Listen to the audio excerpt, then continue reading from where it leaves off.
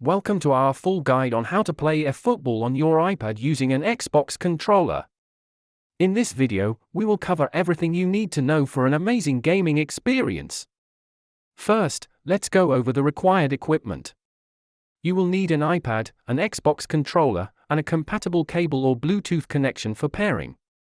Now, let's connect your Xbox controller to the iPad. Go to your Bluetooth settings, then press and hold the sync button on your controller until it syncs. Once your controller is connected, open Efootball on your iPad and follow the on-screen setup instructions for an optimal experience. Get familiar with navigating the Efootball controls using your Xbox controller.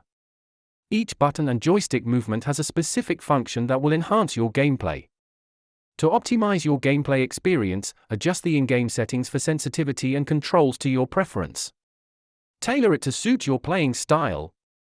If you encounter any connection issues, try restarting both your iPad and the controller. Sometimes a simple reset can solve the problem. Explore additional features and settings in Efootball. There are plenty of opportunities to customize your gameplay experience further. In conclusion, playing Efootball on your iPad with an Xbox controller is an enjoyable experience. Remember to customize and optimize to your liking. We'd love to hear about your experiences.